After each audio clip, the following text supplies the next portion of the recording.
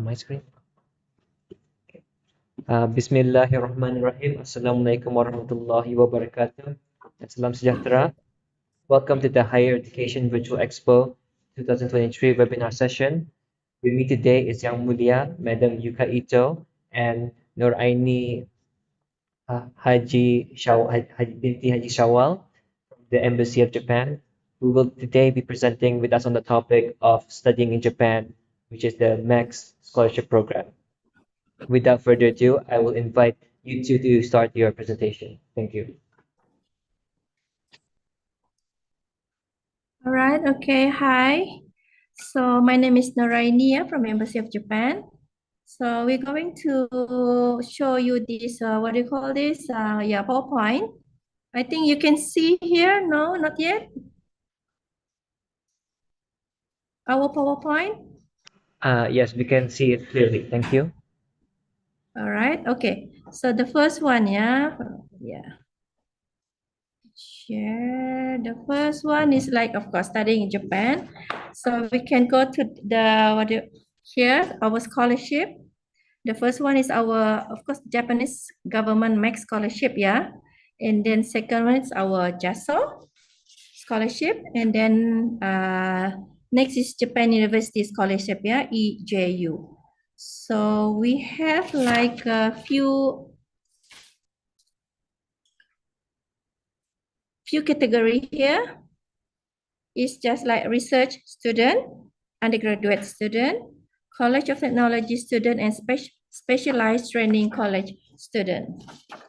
So, okay, next one is like, okay, for the research, we did put it here, like we have like master course, doctor course, or professional graduate, oh, sorry. Okay, so all the requirement here is here. So have to like born on or after April 1989. So roughly it's just like age below 35. And then they must have like completed 16 years of school education. And then also for this one research, they have to have like a written test, Japanese and English, and after that interview. So the next one is for undergraduate. So undergraduate here we have various kind of like program. We have like social science and humanities A, social science, humanities B, like natural sciences for a while. Okay, so we can see here for undergraduate, yeah, field of study. So, okay, for this one, yeah, we have a lot like choices, field of study, natural science B. And the next one is, yeah, all right. So this is the requirement. Born on or after April, so meaning like 25 years below. This is for undergraduate, like you must have completed 12 years of schooling, yeah? All right, and then maybe I can just now move to the, okay, for undergraduate, of course, we have the written test with a kind of subject, chosen field of study. Like this is the subject that they're going to have the exam. So of course, it's Japanese, English is a must, and mathematics. And then after that, we're going to have interview. Shortlisted candidate will be interviewed. And then this one is for the College of Technology. So yeah, we have a lot here, mechanical engineering, yeah, maritime, civil engineering. So same, we're going to have like exam too and also interview. Right, so for a while, yeah. College of Technologies, this is specialized training college. Yeah, field of study, we have a lot here. This is interesting. So, but of course, the age also have to be like 25 years below and completed 12 years of schooling. Right, so this is just a brief, what do you call it, our program. So maybe if like, for more information, like here, we just go to our website. You can just click Embassy of Japan in Brunei. So after that, you can see our homepage here. Yeah, Embassy of Japan. Then you can go to education if you would like to know more of our scholarship. And then you have to click the MEXT scholarship program here. So of course, this one is just a last year one, yeah. So it's done already actually, but we are going to renew it again, this one, soon, once it's open. So we will put the due date and everything. But roughly it's just the same timing. And this one is just like, yes, application form, that which category that you will choose. All here, application form for all the category, yeah. So, okay, move on to here. Okay, this is the school. You can check the university name here, and other scholarship you can check here also on the JASO and EJU.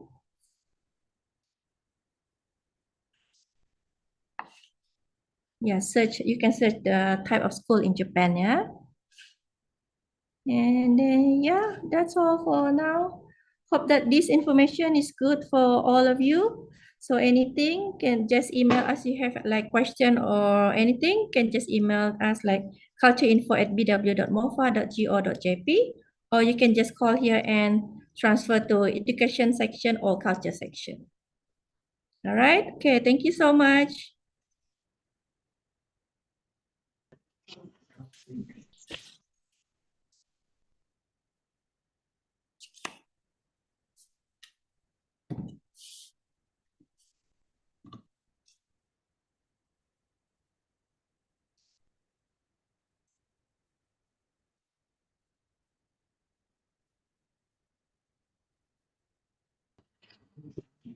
Thank you, Yang Mulia Nuraini Vidyaji Sawal, for the very informative presentation.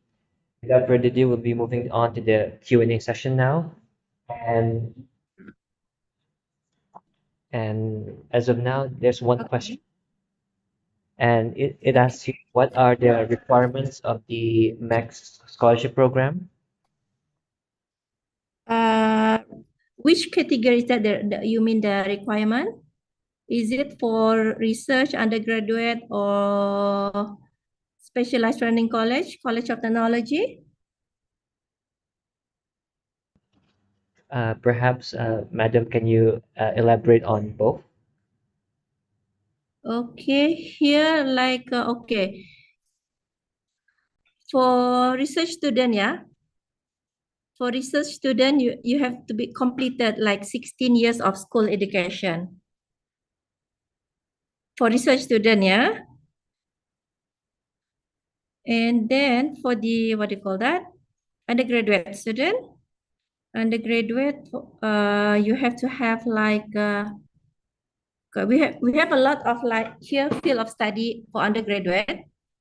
So this one for Max 24, we are going to open it soon in April.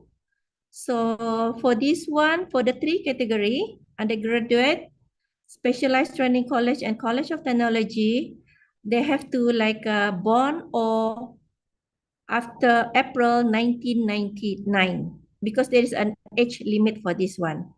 So for that one is for next year 2024. So it means that like a 1 year process for this one. And it's like 12 years of schooling. So maybe that's help you for this one.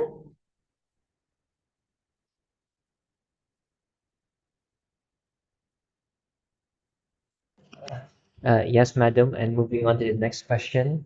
One question asks about what are the requirements for the JASO scholarship? Just so scholarship for a while, yeah.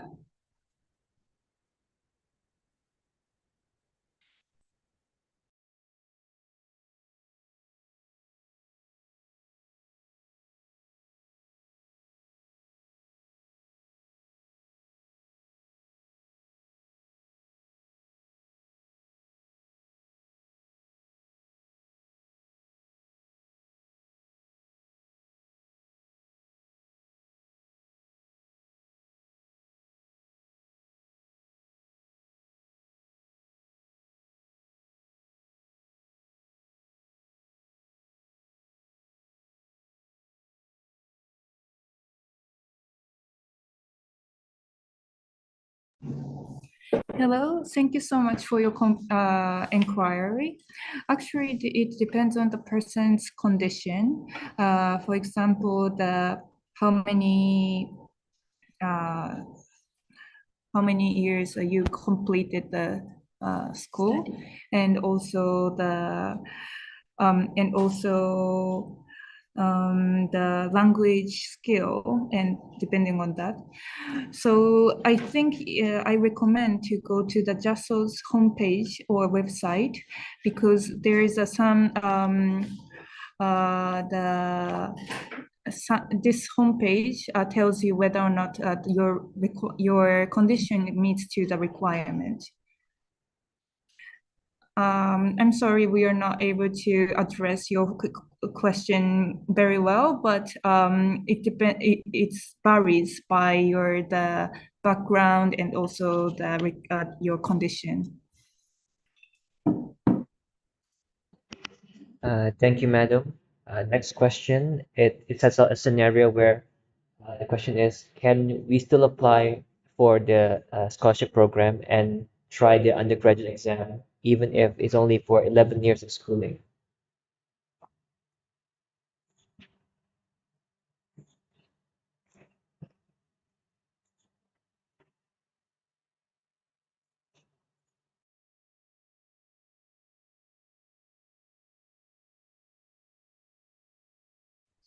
Okay, hi, I'm back here. So you are asking about the undergraduate student I or shall the repeat. requirement of years of schooling?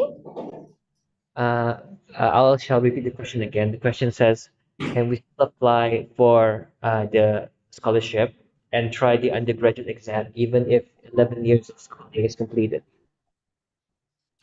Because the undergraduate student, yeah, the requirement is like must have completed 12 years of schooling. That one is required by the headquarters. So we need to follow that years of schooling, 12 years. So meaning it's like if in Brunei, after sixth form, graduated sixth form, something, no. Yeah, I think just finished sixth form. Because nowadays, like 10, 11 years, right? They are graduated from a secondary school.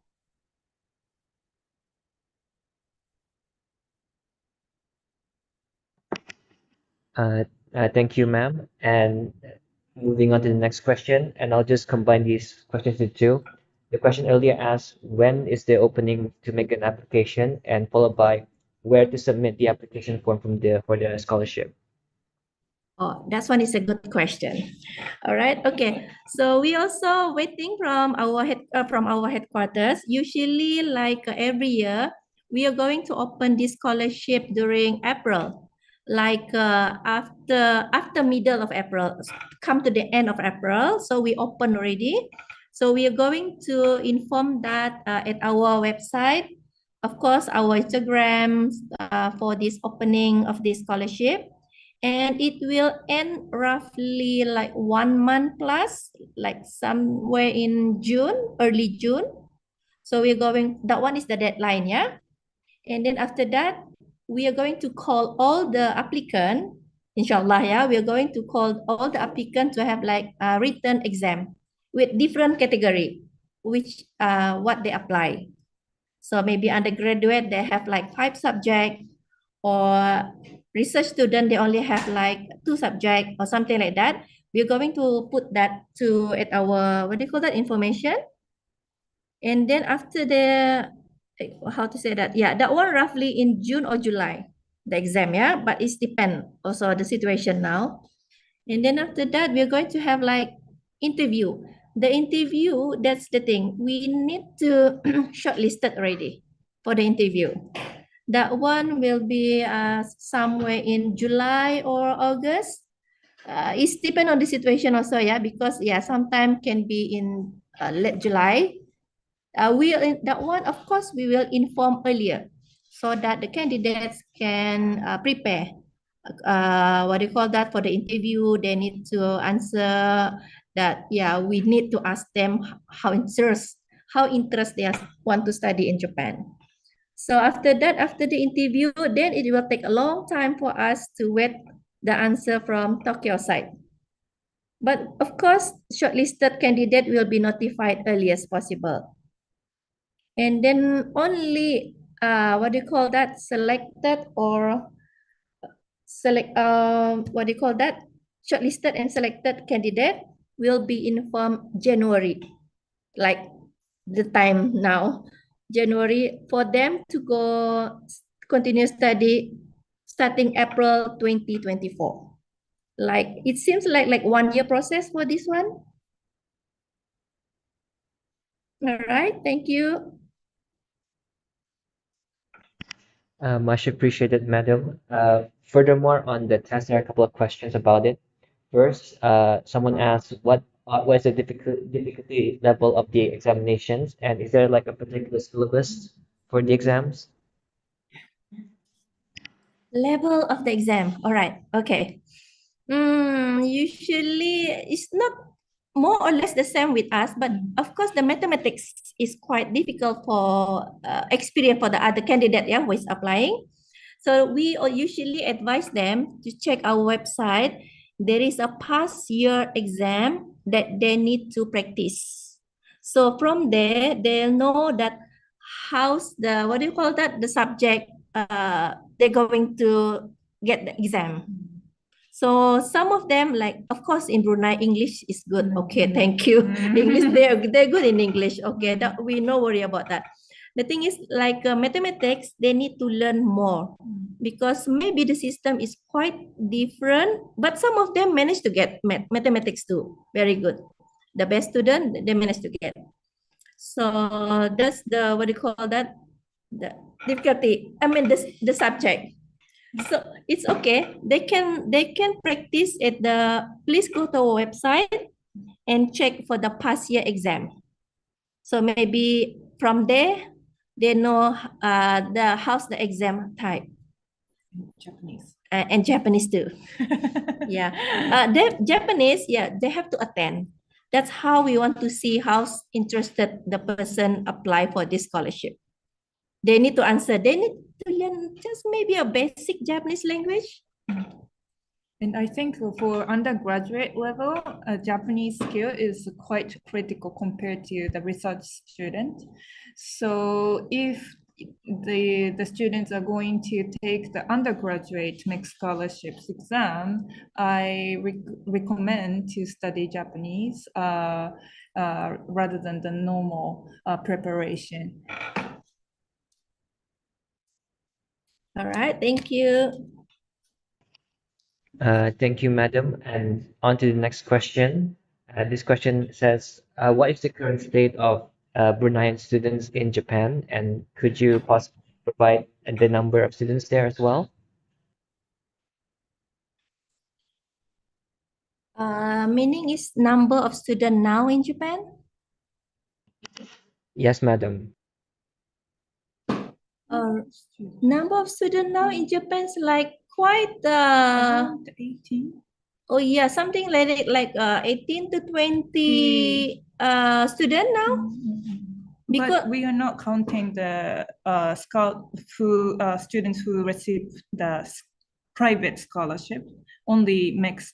The embassy only knows the people under the MEXT scholarship. So it's around 18. 18, roughly around 18. But some of them would like to pursue the study in Japan. So in that case, we are no longer able to monitor exactly. So around, Because this scholarship student, if they're, what do you call that? At first, they're going for the master, right? Master student. But if they were to continue their study again to PhD level, they can. It's provided that they need to take exam also. Exam and then pass and then qualified or not. That's the thing. Sometimes we lost count. We thought that they're coming back already to Brunei, but seems that they're still in Japan. So like to continue PhD, it will take around 3 to 4 3 years, 3 years? additional 3 years for the PhD after they finish their master. 4 years. Yeah, 4 years. So that's why sometimes we lost count of them. But the thing is, we do have like 18 to 20 students now in Japan, like studying under MEXT scholarship, under our scholarship. Private one, we don't count the private student, yeah, because maybe we also noticed that there is a few private students studying in Japan with their own expenses. Thank you. Thank you, ma'am. That is very helpful, the answer. And another question asked here. Uh, Give me a moment. What the hell? Where the hell is this question? Yes, the question is that do candidates need to learn Japan before taking the written exams?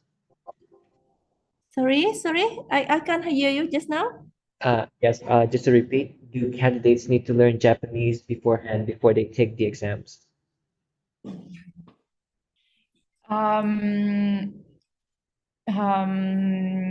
It depends if you like to It's getting yeah, advisable. but it's advisable, yes. But for research students, it's more although there's an exams, some of them are I actually it's there is a first screening and also second screening. The second screening stage is more like a negotiation between, not negotiation, it depends on the field which the student would like to pursue. So if the motivation is quite interested by the universities, regardless of the level of Japanese skill, there is a possibility to be getting, because usually undergraduate level, it's going to be competitive between by other with others other countries. So it's better to learn more Japanese to excel in those other students in other countries. Yeah, because mostly the what do you call that, the others category like undergraduate, specialized training college, and college of technology, mostly they receive their subject or the all in Japanese language. So most big it's okay. At first, for the first year, they are learning Japanese language. Don't worry, in Japan, yeah, for 1 year. Yes. So learning Japanese language for 1 year, mostly they can catch up already. Yeah. Because mostly they are smart student. So it's easy for them to catch up the language, the what do you call that, the wording, the character of Japanese language character. Mostly they pass that Japanese exam before they can go to their university. So no worries about that. But to learn Japanese language at the moment, yeah, it's better to learn like a basic first. So, but mostly the person who applied, they know already Japanese language. Yes. They're very good in Japanese language. That's why maybe they're keen to apply for this scholarship. Thank you. Much appreciated, you too. And we have a couple minutes left. Maybe we can take just one more question. We just scroll through. Okay. Oh. You'd like to apply for this scholarship? It's okay. You can, provided your age is 35 below. Okay. Yes, the last question here is just to use an example. Will the undergraduate social humanities applicants, if they were to be accepted, are they required to pass like the maths test? Or rather, can you just explain what kind of like tests they need to pass to apply for a humanities course?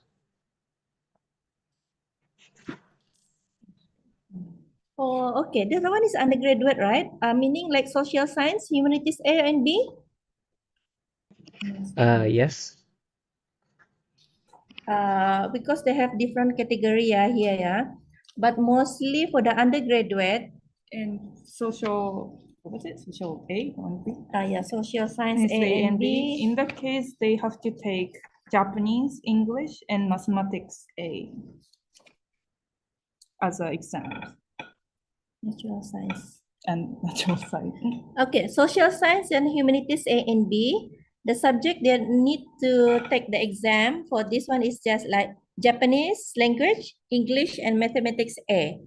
But for the natural science A, they have like quite subject Japanese, English, mathematics B, chemistry, and physics.